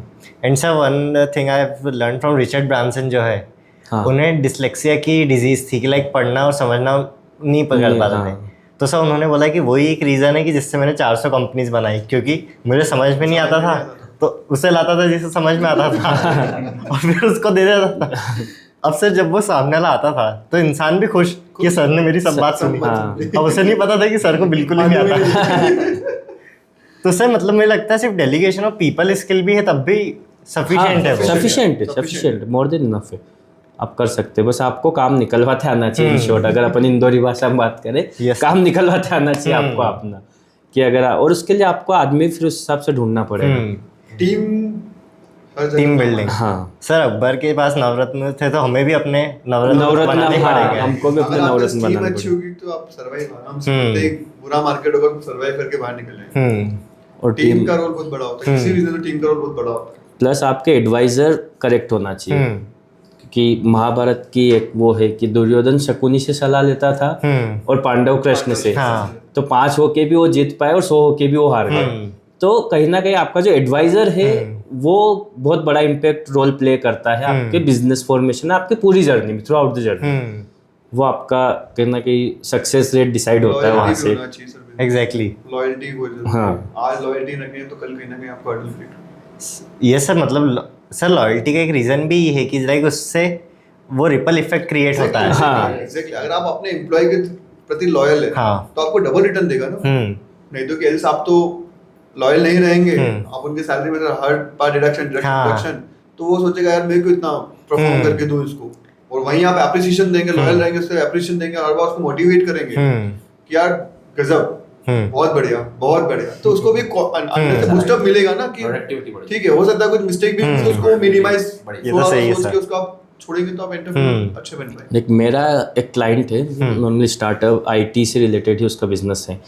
तो मतलब लॉकडाउन से जस्ट थोड़ा बाद में, लॉकडाउन तक तो ठीक था, लॉकडाउन के थोड़ा बाद में थोड़ा रिसेशन टाइप का हो गया था उसके खुद की कंपनी में ही, प्राइवेट लिमिटेड फर्म है उसकी। तो उसमें ऐसा था कि जो उसका वे ऑफ प्रेजेंटेशन था वो बहुत अच्छा था, वो लोगों को बहुत जल्दी कनेक्ट कर लेता था। एक रहता है ना सब में अपना अपना, तो वो बहुत जल्दी कनेक्ट कर लेता था। तो मतलब बीच में 3 से 4 महीने ऐसे निकले जब उसने एम्प्लॉयज़ को सैलरी ही नहीं दी। फिर भी कोई एम्प्लॉयज़ उसके वहाँ से गए नहीं कि ठीक है अपन आज काम करते हैं, कल मिलेगी, परसों मिलेगी, नेक्स्ट मंथ। अदरवाइज अभी ऐसा हो जाता है कि आपको 1 महीने नहीं मिले तो दूसरे महीने शायद एम्प्लॉय निकल जाएगा, तीसरे महीने निकल जाएगा, लेकिन उसने 4 से 5 महीने तक सैलरी नहीं दी, फिर भी एम्प्लॉय वहीं पे थे कि ठीक है 5 महीने नहीं, अगले महीने मिलेगी, उसके अगले महीने मिलेगी, and they are doing good. अगर अभी की अपन बात करें तो अच्छा खासा बिजनेस वो कर रहे हैं। सो लाइक सर ये तो एक ऐसी सेंस ऑफ कनेक्टिवनेस और उसको चीज़ें फील होती ही है। अब सर जैसे अभी अपन सीएस वगैरह की बात जब करते हैं तो लोगों को बहुत ग्लोरीफाई भी लगता है कि सिर्फ डायरेक्टर्स वगैरह के साथ मिलना है, रिलैक्स काम है, स्ट्रैटेजी बनाना है, डिस्कस। बट सर थोड़े से अब चैलेंजेस पे भी अपन बात करते हैं कि जो आप रेगुलरली डेली उस पर फेस करते हैं इतने स्ट्रेटेजिक प्लानिंग और सब चीज़ों में। बिल्कुल, जब हम बोर्ड के साथ बैठते हैं तो आपका लो के प्रति लो में आपका पूरा वो होना चाहिए कि भाई वो आपसे कुछ भी पूछ सकता है। हाँ। वो इन्वेस्टर के साथ बैठा है, इन्वेस्टर ने उसने पूछा, वो सीधा आपसे पूछेगा कि आप कंपनी सेक्रेटरी हो, बताओ ये हम कर सकते हैं कि नहीं कर सकते। तो लो में पूरी पकड़ होनी चाहिए आपकी। वो एक जगह है कि भाई आपने एक गलत डिसीजन दिया तो वो पूरी कंपनी को इफेक्ट करेगा। कि आपने बोला ये हो सकता है, वो चीज नहीं हो सकती, तो वो इन्वेस्टर को बोल देगा ये हो जाएगा, वो चीज नहीं हो सकती, तो वो आपको पूरे बिजनेस डिसीजन को इफेक्ट करेगा। वो एक आपको लो में पकड़ होनी चाहिए। दूसरा गवर्नमेंट की भी कुछ एक्सपेक्टेशन रहती है आपसे, being a CS, being a professional, if we are clearly, कि आपके जिम्मेदारी है कि भैया जो भी चीज़ें अगर कुछ गलत हो रही है तो आप बताओ। तो बहुत सी बार ऐसा हो जाता है कि आपको कॉन्ट्रैक्ट, अब बोर्ड ऑफ डायरेक्टर है, ultimately they are the owners. आप आज आपके ऑफिस में आके मैं बोलूँ कि नहीं आपको यहाँ नहीं बैठना है, यहाँ बैठना है, तो शायद आपको भी ऐसा लगेगा कि नहीं। तो बहुत सी बार आपका जो वो स्किल सेट है कि आपको कैसे किसी चीज को मना करना है, वो भी आपके पास प्रॉपर होना चाहिए, वो आपको डेवलप करनी पड़ेगी। क्योंकि डायरेक्टर का फिर ऐसा हो जाता है कि यार मेरा पैसा है, मेरी कंपनी, मैं फिर चाह रहा हूँ कि मेरे को कंपनी खरीदना है, मैं नहीं खरीद पा रहा हूँ, आप बोल रहे हो ये करो वो करो। तो आपको वो प्रेजेंटेशन स्किल आपके पास होनी चाहिए कि हाँ अपन कर सकते हैं, इसको इस तरीके से आपको करना है। तो कन्विंसिंग पावर आपके पास होनी चाहिए उसके लिए, थोड़ा आपको कन्विंस करना प्लस उसको गाइड करना। सर अभी तो नहीं हो पाएगा, पर हाँ इसको इस तरीके से करोगे तो हो पाएगा। वही मैंने आपको बताया, लॉ का लूपहोल अगर आपको मालूम होगा, बहुत से डायरेक्टर्स होते हैं वो बिजनेस माइंडेड है, उनको नहीं मालूम आपके लॉ में क्या लिखा हुआ है। तो लॉ के लिए एक्चुअल गाइड आपको करना पड़ता है। भाई इनकम टैक्स, अब हर बार क्या होता है, कुछ लॉज में भी कॉन्फ्लिक्ट होते हैं। एक लॉ बोलता है कर सकते हो, दूसरा बोलता है नहीं कर सकते। तो आपको दोनों चीज मालूम होनी चाहिए कि भाई अगर इस लॉ में है सॉल्यूशन तो इस लॉ का सॉल्यूशन भी आपको निकालना है। तो कोऑर्डिनेशन, ओके, लिमिटेशंस, आपको कॉन्फिडेंस में आना चाहिए। प्लस रेगुलर रीडिंग हैबिट आपकी होनी चाहिए, क्योंकि अभी इन रिसेंट टाइम बहुत सारे चेंजेस, रेगुलेटरी चेंजेस बहुत सारे हैं, जो आपको रेगुलरली अपडेटेड रहना चाहिए जिस चीज़ से। तो वो एक हैबिट जो नॉर्मली होता है ना कि एक बार फॉर एग्जांपल पर्टिकुलर कोर्स हो गया अब नहीं पढ़ना है, हाँ। तो वो वाली चीज यहाँ पे अपन बोल सकते हैं कि वो नहीं है। सही बात है। हाँ, क्योंकि ट्रांसपेरेंट, अभी India is in developing phase, अभी अपन डेवलप्ड नेशन नहीं है, तो अपन डेवलपिंग फेज में तो गवर्नमेंट की बहुत सारी एक्सपेक्टेशन है, क्योंकि एक आदमी पूरा काम नहीं कर सकता, तो सबको मिलके काम करना पड़ेगा, तभी जाके अपन पूरा जो भी अचीवमेंट है, जो डेवलप्ड नेशन वाली चीजें हैं वहां तक पहुंच पाएंगे। ओके तो कहीं ना कहीं वो एक्सपेक्टेशन को मीट आउट करने के लिए आपको भी मेहनत करनी पड़ेगी। ओके अदरवाइज बहुत सारे कुछ प्रोफेशन, मतलब बहुत सारे नहीं, कुछ प्रोफेशन ऐसे भी है कि आपने एक बार पढ़ लिया हो गया बस, देन आप जॉब करते जाओ, इंक्रीमेंट मिलता जाएगा, नहीं हमारे तो रेगुलर अपडेट आते हैं कि हमको तो वेरियस लॉस की पूरा देखना है, मतलब रेगुलर आप ऑफिस जाके एक आध घंटे पहले पढ़ो। एग्जैक्ट सारी वेबसाइट में कुछ अपडेशन तो नहीं है, यहाँ कुछ सर्कुलर्स आते हैं, रूल्स आते हैं, वेबसाइट में चेंजेस हो रहे हैं, चेंजेस होते हैं, वेबसाइट के लॉ की लैंग्वेज भी ऐसी रहती है कि आप एक बार पढ़ोगे तो क्लिक होगा अच्छा ये बोल रहा है, लेकिन आप जब उसको दोबारा पढ़ोगे तो ऐसा लगेगा नहीं एग्जैक्टली ये इस चीज के बारे में बोल रहा है, और फिर उसको किसी और से डिस्कस करोगे तो फिर तीसरी चीज समझ आएगी। सही बात है। क्योंकि जो बना रहा है उसको भी सारी चीजें कवर करना है, और अपन को बीइंग अ सीएस या बीइंग अ कंसल्टेंट अपन को डायरेक्टर को भी कंसल्ट करना है कि नहीं अपन कर सकते हैं या करना है तो अपन को इस तरीके से करना पड़ेगा। तो वो एक जो सामंजस्य बिठाना है गवर्नमेंट के बीच में और इंडस्ट्री के बीच में, वो आपके पास होना चाहिए, वो वाली स्किल आपके पास होना चाहिए। Okay plus To be a knowledge success. होना चाहिए, थोड़ा सा लाइक है कि अपर नॉलेज लेके और कुछ इसको हटा दिया, वो एक प्रॉपर डीपली नॉलेज होगा अगर आपका लॉ का, तो या बड़ी कंपनी में सर्वाइव कर पाओगे। नॉलेज इज योर क्योंकि बेस्ट आपके एसेट। डिसीजन कहीं ना कहीं कंपनी को हार्म कर जाएंगे। हुआ है कुछ कंपनीज के जो आप स्टार्टिंग में आते थे कि शेयर्स यहाँ से यहाँ गए, तो वो कहीं ना कहीं नॉन कंप्लायंस की वजह से ही आए थे। ओके तो कहीं ना कहीं वो सोशल लाइक जो नॉन कंप्लाइंस रहते, तो ये अगर इतने लेवल पे हैं तो उनको इतना तो पता होगा कि ये कंप्लाइंस हम फुलफिल नहीं कर रहे, फिर ये क्या रीजन रहता है? सर बहुत सा कुछ छूट जाता ना, मतलब अच्छा। परफेक्शन नहीं हो पाता ना, वो कुछ चीज़ें आप करना छूट गया, हो सकता है कि बहुत सारे आपको लॉ का कोई नोटिफिकेशन आया, you missed out for it, आप भूल गए उस चीज को पढ़ना। Yes sir. उस चीज को कंप्लाई करना भूल गए। बहुत सारी चीजें होती थी जो गवर्नमेंट इग्नोरेंस करती है, लेकिन अब उस चीज पे एक्शन आने लग गए। पहले गवर्नमेंट ध्यान नहीं देती थी उस चीज पे, अब गवर्नमेंट बहुत फ्रीक्वेंटली नोटिसेस इशू हो रहे हैं अभी कंपनी से, बहुत frequently frequent, issue हो हाँ। रहे हैं। पहले इतने नोटिसेस नहीं आते सर, तो इसलिए बहुत इजी लगता था कि ठीक है चल रहा है, कोई दिक्कत नहीं कंपनी में। लेकिन अब जो रिसेंट सिनेरियो है उसमें तो अगर आपको नौकर प्रॉपर अच्छे से नॉलेज नहीं है तो you are not survive. Okay and being a entrepreneur, being a businessman, आपको समझना पड़ेगा कि ये कंप्लायंस है, मेरे को करना पड़ेगा। अगर आपका इंटेंशन नहीं है करने का, then you have to face that downfall. अगर आपका इंटेंशन है कि नहीं मेरे को करना है कंप्लायंस, तो बहुत सारे स्टार्टअप इससे भी जो बड़े हुए हैं ना, ऐसा तो है नहीं कि सारे गिरे हैं, most of the are already positive sides पे ज्यादा है। तो वो आपका इंटेंशन क्लियर होना चाहिए कि नहीं कंप्लायंस, अगर अपन कोई बिजनेस कर रहे हैं तो आपको कंप्लायंस लेके चलना पड़ेगा। आप खुद ही का उसका प्रॉफिट नहीं देख सकते, सोसाइटी भी आपके साथ है, तो उसका भी आपको, उसके लिए भी आपको कुछ ना कुछ पोर्शन करना पड़ेगा। एंटरप्रेन्योर्स को समझना पड़ेगा। वो लोग बोलते हैं सर आप कंप्लायंस ऑफिसर हो, आप ही देखो सब। तो जब तक वो नहीं समझेंगे कि हम कंप्लायंस क्या कर रहे हैं, आज हम भी किसी के पास कुछ पेपर लेके जाते हैं तो वो साइन कर देते हैं, हम उनको बताते हैं सर इसमें ये लिखा हुआ है, आप उसको समझो सही कि आप किस पेपर पे साइन कर रहे हो। तो आजकल ये जो ओनर्स है उनको भी समझना पड़ेगा कि क्या क्या कंप्लायंस होने चाहिए, क्या क्या कंप्लायंस हो रहे हैं और हम लोग क्या करवा रहे हैं। ओके तो वो साइन ऐसे करना हम लोग के ऑफिस की प्रैक्टिस है कि हम किसी भी क्लाइंट के पेपर साइन होते हैं उनको फोन लगाते हैं, मेल किया आपने इस पे साइन कर, मेल किया फोन पे बताते हैं कि सर हमने इस पेपर का इस पे ये लिखा हुआ है, इस पे साइन करना है। एटलीस्ट उनको मालूम है साइन क्या कर रहे हैं। बहुत से लोगों को तो आ रहे सर आप देख लो जो भी करना हम साइन करके भेज देते हैं, आप बस काम करो। सर आपने देख लिया बस ठीक है, हमने नहीं देखा था, ऑफिस आपका है, बिजनेस आपका है, तो हम आपको बता रहे हैं कि सर इस पेपर में ये लिखा है, अब आप करना क्या है।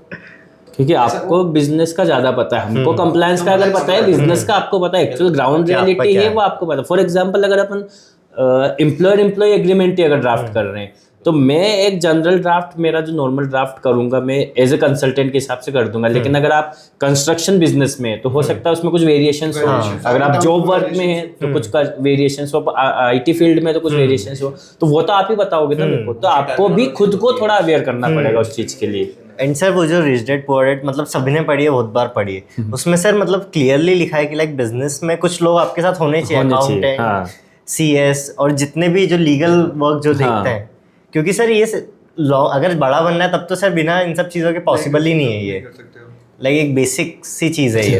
वो जो वर्ड है कंपनी, तो उसका मतलब ही यही कि कम टुगेदर, साथ में कोई होना, साथ में आइए और मतलब टीम ऑफ हाँ। पर्सन्स रहती है एक तरह से। सर अब आप लोग मुझे अपने एक्सपीरियंस के अकॉर्डिंग पहले ये बताइए कि एक एक बुक आप सजेस्ट करिए जो हर यूथ को फाइनेंशियली स्टेबिलिटी या फिर सक्सेस के ऊपर हेल्प करेंगी। तो सर पहले आप। मेरी तो सबसे एटॉमिक हैबिट्स है। ओके। एटॉमिक हैबिट्स में आपको ये बताते हैं कि आप छोटी छोटी अपने आदतें हैबिट्स अपनी चेंज करोगे और अपनी जो बैड हैबिट्स है उनको कम करो और अपनी छोटी छोटी जो हैबिट्स है अच्छी हैबिट्स उनको आप ग्रो करो। जैसे आप छोटी छोटी हैबिट्स को धीरे धीरे ग्रो करोगे ओवरऑल आगे जाके आपको बहुत सक्सेस देगी। ओके। तो एटॉमिक हैबिट्स जेम्स क्लियर की बुक है। ओके। एटॉमिक हैबिट्स सही। And I think and grow rich, okay, जो बुक है बाय नेपोलियन हिल्स, तो इट कैन हेल्प यू। उसमें बेसिकली उसका कंसेप्ट ये है कि आप कैसे, अगर किसी पर्सन के पास अगर उसकी एक बर्निंग डिजायर अगर है कुछ अचीव करने की, तो ही कैन अचीव एनीथिंग। अगर उसकी ज़ील है, उसके पास बर्निंग डिजायर है उस चीज़ को अचीव करने की, ओके, तो उस चीज़ को कैसे आप एग्जीक्यूट कर सकते हैं उसके। हाँ, think and grow rich by Napoleon. Okay sir. The compound effect. Okay. Psychology of money. Okay. मतलब आपकी क्या साइकोलॉजी है, उसके अकॉर्डिंग आप कैसे अर्न कर पाएंगे, वो चीज़ उसमें बताइए। ओके। एंड सर अब सेम पैटर्न को मेंटेन करते हुए एक और क्वेश्चन कि अब आप CS की जो लाइफ है, CS को अगर किसी और वर्ड से सब्स्टिट्यूट करना पड़े तो आप लोग कौन कौन से वर्ड्स यूज़ करेंगे इंडिविजुअली आपको सर बताओ। मेरे लिए तो नॉलेज है। मैंने CS कोर्स इसलिए ज्वाइन किया था कि मुझे हर चीज़ का नॉलेज चाहिए था। इसके अंदर इतने सारे लॉ है, सिक्योरिटी लॉ, लेबर लॉ और कॉन्ट्रैक्ट लॉ, सारे लॉज हैं। ओके। इनकम टैक्स है, अकाउंटेंसी है। तो मैंने तो नॉलेज के लिए लिया था। आपको हर फील्ड का नॉलेज इसमें मिल जाएगा। Okay. अपनी सेक्रेटरी कोर्स आपने कर लिया। Yes sir. And I think company secretaries are dedicated professionals. उसमें आप प्रोफेशनलिज्म से कॉम्प्रोमाइज नहीं कर सकते, because it will directly affect the public at large और द कॉर्पोरेट। तो मेरे हिसाब से डेडिकेटेड प्रोफेशनल वर्ड ज़्यादा सही रहेगा as a CS। Okay sir. Corporate governor. Okay sir. Reason? Corporate को गवर्न करने वाला बंदा कंपनी सेक्रेटरी। ओके। कि govern in sense of law, not govern in sense of जो डायरेक्टर्स को करना है पूरा वर्किंग वाला नहीं, govern in sense of law. Okay. So CS according to me is a reputation. CS है एक तरह से बोर्ड का पार्ट होता है, एक बहुत ही रेपुटेटेड जॉब है।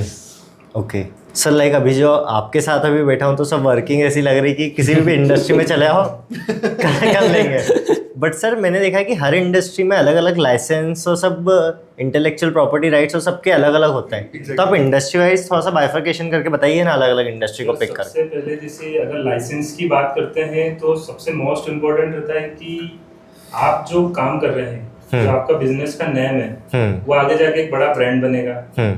वो ब्रांड बनेगा तो उसको प्रोटेक्ट भी हमको एट प्रेजेंट करना पड़ेगा।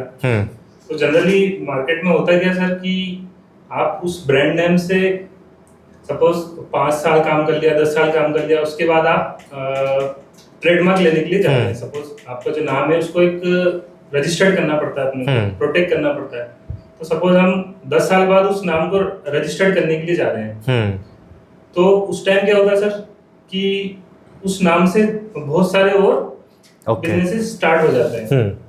तो उस केस में क्या होता है सर कि उस टाइम बहुत सारे इश्यूज आते हैं। वो नाम एक जनरल नाम हो जाता है। तो जब भी हम कोई बिजनेस स्टार्ट करें तो सबसे पहला तो हमारा एक ब्रांड नेम ऐसा रखें जो यूनिक हो और वो किसी से सिमिलर नहीं हो। ओके। सबसे मोस्ट इम्पोर्टेंट चीज यही रहती है इसमें, ताकि उसमें क्या होता है कि वो प्रोटेक्ट हो जाता है, कॉन्फ्लिक्ट नहीं होता है। क्योंकि जो ट्रेडमार्क रजिस्ट्री है वो ओवरऑल पूरी सर्च करती है उसके रिगार्डिंग। ओके। जैसे हमारा नाम है उसको प्रोटेक्ट करना है तो मतलब ट्रेडमार्क एक्ट होता है। जैसे नॉवेल्स वगैरह आती हैं, बुक्स आती हैं, वो अंडर कॉपीराइट एक्ट कवर होती हैं।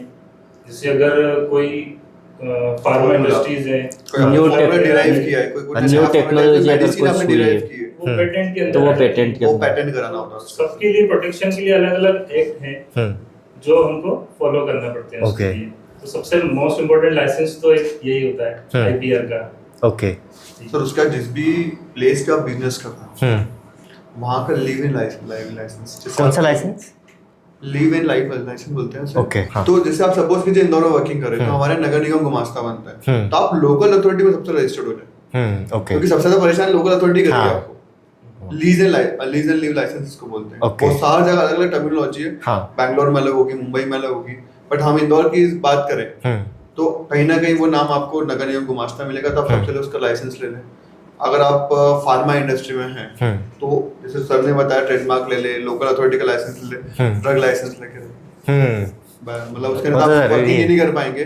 उसमें कोई को-वर्किंग वाले आते हैं, जैसे हमारे एक नया एसेंस वाली कंपनी है, वो भी ड्रग लाइसेंस में फॉलो होती है, उसके लिए ड्रग लाइसेंस लेना पड़ता है। अगर आपको कोई एसेंस मैन्युफैक्चरिंग कंपनी है जो आप स्प्रे या डीओ आप यूज करते हैं, उसकी मैन्युफैक्चरिंग कंपनी को भी कोई लाइसेंसेस लगते हैं। अगर आपको मैन्युफैक्चरिंग करनी है तो बाय प्रोडक्ट यूज करना तो अलग बात है, बाकी अगर उसकी मैन्युफैक्चरिंग अगर आपको करनी है तो भी ड्रग लाइसेंस में फॉलो होती है, क्योंकि कहीं ना कहीं वो केमिकली का ही यूज होता है।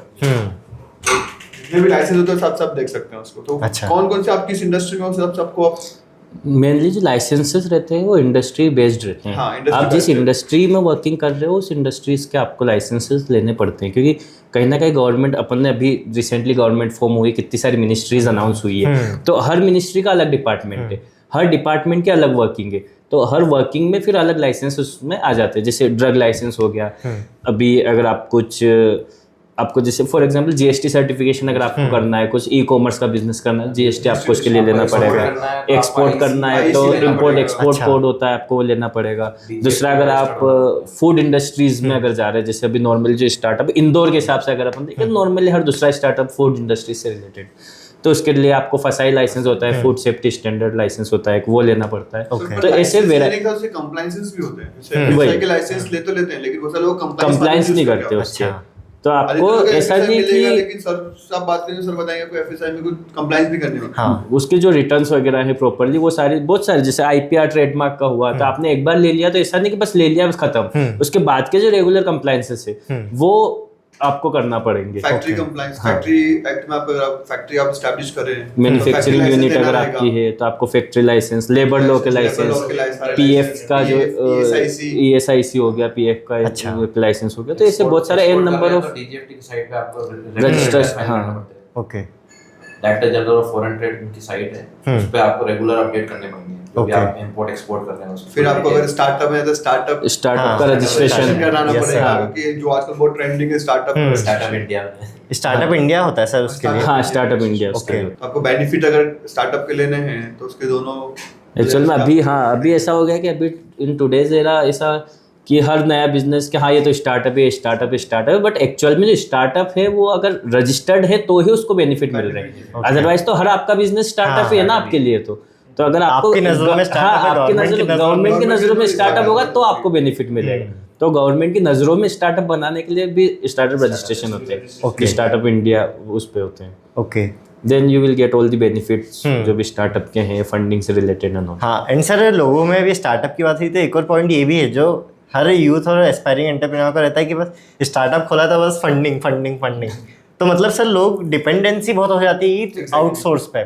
तो सर इस पर भी बताइए कि इंसान को पहले खुद थोड़ा बूटस्ट्रैप करके भी एक्सपैंड करना चाहिए थोड़ा। अगर आप बिजनेस किसी और के भरोसे स्टार्ट कर रहे हो, आपको मालूम है कि वो दूसरों के भरोसे चलेगा, सेल्फ कॉन्फिडेंस है ही नहीं, मतलब आपको फंडिंग की रिक्वायरमेंट एक्सपांशन के लिए होनी चाहिए। ओके, कि भैया मैं एक बेसिक लेवल क्रॉस कर चुका हूँ, मुझे एक्सपांड करना है मेरे बिजनेस को, उसके लिए मुझे फंडिंग की रिक्वायरमेंट है जी, तभी कोई इन्वेस्टर भी आपके पास आएगा। इधर आपका प्रोडक्ट ऐसा हो कि बहुत यूनिक हो कि भैया वो मार्केट में आते सब धूम मचा देगा पूरा कि भैया भूचाल आ गया मार्केट में, यही प्रोडक्ट सबसे बेस्ट है, तो उस पे आप कर लो।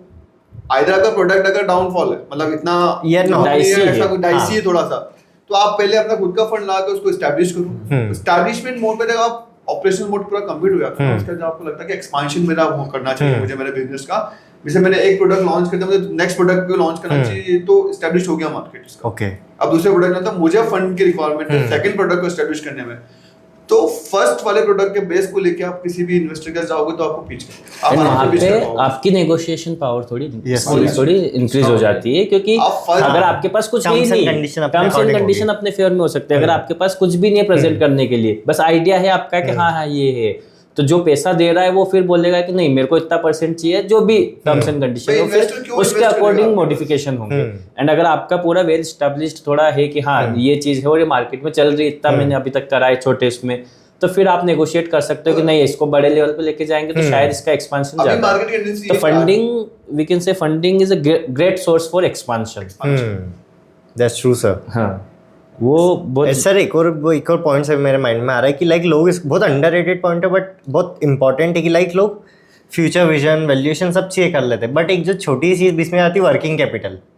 सर लाइक वर्किंग कैपिटल ऐसा मुझे लगता है कि उसी की वजह से ही बहुत सारे बिजनेस फॉल होने का कहीं ना कहीं इम्पोर्टेंट रीजन वो हो जाता है वर्किंग कैपिटल, क्योंकि आप वर्किंग कैपिटल नॉर्मली अगर आप शॉर्ट टर्म का पैसा लेके शॉर्ट टर्म में यूज कर रहे हो देन इट्स ओके, बट बहुत सी बार क्या होगा कि आपने वर्किंग कैपिटल के लिए पैसा लेके आपने फिक्स्ड एसेट्स परचेस कर ली, तो फिर वहां से आपका जब तक रेवेन्यू जनरेट होगा तब तक आपका बिजनेस फिर उतना प्रॉपर्ली वर्क नहीं कर पाएगा। तो वो वर्किंग कैपिटल का जो गैप है वो कहीं ना कहीं एक रीजन होता है सारे स्टार्टअप का डाउनफॉल के लिए उन बोल सकते हैं। सुनाओ सर वन मोर टर्म जो भी मतलब काफी बिजनेस में और सब चीजें जो भी कर रहे हैं उसमें आती है आईपीएफ। तो सर आईपीएफ के बारे में थोड़ा आप एक्सप्लेन करिए, उसकी वर्किंग क्या है वो आप प्लीज बताइए। आईईपीएफ इन्वेस्टर एजुकेशन प्रोटेक्शन फंड, तो एक्चुअली ये गवर्नमेंट का सेटअप फंड है। उसमें ऐसा रहता है कि जो शेयर्स नॉर्मली इसका जो यूटिलाइजेशन है, पहले अगर आईपीएफ का यूटिलाइजेशन समझे अपन तो वो इन्वेस्टर अवेयरनेस और प्रोटेक्शन के लिए यूज होता है। एंड इसमें जो कोई इन्वेस्टर है अगर उसने कुछ साल पहले अगर शेयर्स परचेस करे थे और वो उस पे जो रेगुलर्स के नॉन कैश या कैश बेनिफिट्स रहते हैं, नॉर्मली जब आप इन्वेस्ट करते हैं आपको डिविडेंड्स मिलते हैं, आपको right issue, bonus, split and बहुत सारी चीज़ें, कम्युनिकेशन ऐसा होता है। तो अगर आप वो प्रॉपरली क्लेम नहीं करते हैं, इन एग्जांपल 7 इयर्स का भी उन्होंने टाइम दिया हुआ है कि अगर कंपनी ने डिविडेंड डिक्लेयर करा है और आपने 7 साल तक अगर वो डिविडेंड क्लेम नहीं करा है तो कंपनी अब वो डिविडेंड का पैसा अपने पास नहीं रखेगी, कंपनी वो डिविडेंड प्लस वो शेयर्स दोनों आईपीएफ को ट्रांसफर कर देगी, जो कि गवर्नमेंट का डिपार्टमेंट है। गवर्नमेंट ही पूरा उसे फिर मैनेज करेगी। पब्लिक का पैसा है, वो पूरा पैसा पब्लिक का है, भूले हुए पैसे ऐसे ही नहीं कि कंपनी यूज कर ले। तो वो फादर के पास कुछ शेयर्स है पुराने, आपको बाद में सर्टिफिकेट मिले, आपको नहीं मालूम उसे क्या करना, तो आईपीएफ डिपार्टमेंट जाके आप उसको वापस से रिक्लेम कर सकते हो। तो जो अभी निकलता है ना, जैसे आपने शायद हो सकता है ऑनलाइन भी देखा हो या टीवी शोज में भी कि पिताजी के शेयर्स थे जो अभी निकले तो करंट वैल्यू उसकी 300 CR आ रही, तो वो कहीं ना कहीं क्या हो रहा है कि वो शेयर्स क्लेम हुए नहीं, तो उन पे जो स्प्लिट प्लस बोनस जो भी मिला होगा, राइट इशू वो सब क्यूमुलेटिव होके करंट डेट पे मिलेगा और करंट डेट की उसकी जो मार्केट वैल्यू रहेगी उसके हिसाब से फिर आपको वो शेयर्स, अब तो खैर इलेक्ट्रॉनिकली होते हैं, पहले उसमें थे फिजिकल मोड में मिलते थे, अब तो इलेक्ट्रॉनिकली आपके डीमेट अकाउंट में डायरेक्ट क्रेडिट हो जाते हैं। हाँ, कि you are the actual owner, you are the beneficial owner. Government से अगर आपको कुछ फंड निकालना है तो नॉट इजी टास्क, आपको प्रूफ सब चीज करनी है, शेयर्स मेरे हैं, मेरे ही नाम पे है और सारे डॉक्यूमेंट आपने प्रोवाइड, मैंने यहाँ से खरीदे या इसमें लिए थे तब खरीदे थे तब था ये मिला, तो वो सारी चीजें आपको प्रूव करनी है, आपका नाम, सरनेम वगैरह पूरी स्पेल सब मैच होना चाहिए। नहीं तो कि कहीं ना कहीं वहां से आपको रिसबमिशन रिमार्क आएंगे, वो वन शॉट नहीं हो पाएगा। कुछ फॉर्म्स प्रोसीजरल पार्ट रहता है, फॉर्म्स वगैरह रहते हैं जो गवर्नमेंट को डिक्लेरेशन देना, वो एक दिन का काम हो जाएगा पूरा अपना डिस्कशन के लिए, तो वो एक प्रोसीजरल पार्ट है जिसमें आपको क्लेम कर सकते हैं। शेयर्स हो, किसका उसको डिविडेंड आपको मालूम है कितना क्लेम क्या हुआ है, और पुराने शेयर्स हो तो आप आराम से किसी लिस्टेड कंपनी का आपका शेयर्स है तो आप आराम से क्लेम कर सकते हैं, कोई इशू नहीं, it's not a big deal. पूरा इलेक्ट्रॉनिक सिस्टम डिपार्टमेंट में डील बात करके आप आराम से जो भी फॉर्मेलिटीज उसको पूरी करके किसी प्रोफेशनल को हायर कर ले, वो आपको पूरे शेयर्स दिलाने में अच्छे से गाइड कर देंगे। यस एंड सर, इन पूरी डिस्कशन में सर मुझे इतना तो समझ में आ गया कि लाइक अगर कोई भी बिजनेस अगर ग्रो हो रहा है या कुछ भी चीज़ें हो रही है तो उसको एटलीस्ट अपने साथ में प्रोफेशनल्स, ये होना ही चाहिए। मतलब ये चीज़ तो और ऐसा है कि लाइक पुश दे रहे हैं आपको, एग्जैक्टली विदाउट देम या तो आप इतना टाइम देके खुद पढ़ाई कर लो, हाँ फिर वही है, या तो आप खुद कर लो, बिजनेस कैसे करेंगे, एग्जैक्टली वही, या आपका मेन मोटिव बिजनेस करना है, हाँ आप बिजनेस कैसे करेंगे अगर इन सब चीजों में आप ही लग जाओगे तो। एग्जैक्टली सर, तो आप हर चीज या तो खुद कर लो, और खुद नहीं कर सकते तो जो खुद अच्छे से कर सकता है परफेक्ट, उसको आप आपके साथ रख लो। सर लाइक ये आज एक चीज़ से मुझे माइंडसेट पे भी चीज़ लगी है, फील हुई है कि लाइक एक जो रिस्ट्रिक्टिव माइंडसेट होता है वो सोचता है कि वो उस चीज़ों को एक्सपेंस देखता है, बट जो प्रोडक्टिव और प्रोडक्टिव है उसको अपॉर्चुनिटी दिख रही है क्योंकि इतने कंस्ट्रेंट से बच रहे हैं। वो एक्चुअली क्या माइंडसेट आपका डिफाइन करता है कि आप उसको एज ए कॉस्ट ले रहे हो, एज ए इन्वेस्टमेंट ले रहे हो। ऑब्वियसली अगर आपका इन्वेस्टमेंट है तो बट ऑब्वियस आपको रिटर्न मिलेगा, अगर आप उसे कॉस्ट कंसीडर कर रहे हो तो आपका एक्सपेंस है और कुछ नहीं है, तो वो आपके माइंडसेट से पूरा डिफाइन होगा। छोटे छोटे एक्सपेंसेस आपके बड़े एक्सपेंसेस को बचा देंगे। Exactly sir. So sir like it was wonderful experience कि सर आप लोग आए, आप लोगों ने आपके रूटीन में से थोड़ा टाइम निकाला, एंड सर यूथ को भी और जो भी बिजनेसमैन है सबको सर इसमें काफ़ी वैल्यूएबल इनसाइट्स मिली होगी। सो सर एट लास्ट कोई ऐसा पॉइंट या लाइन जिस पे आप कंक्लूड करना चाहेंगे आपकी तरफ से पूरे on the behalf of ICSI association की, like so you can say at last I can just say जो हमारा ICSI की जो टैगलाइन है, अच्छा, जी सर, सत्यम वद धर्मम चर, that is speak the truth, abide by the law. Okay, So I Very think nice. this is the crux, we can say. Yes sir. So thank you so much sir for coming. Thank you so much for Thank you so inviting much. us. Thank you so much guys. Thank you so much guys. आप लोगों ने भी time दिया, आपको बहुत सारी चीज़ सीखने को मिली होगी. अब हम आपको मिलते हैं नेक्स्ट पॉडकास्ट में ऐसी वैल्यूएबल पर्सन के साथ जिनकी वैल्यूएबल इनसाइट्स आपकी लाइफ में काफ़ी इंप्रूवमेंट कर सकती है. तो थैंक यू सो मच. जय माता दी.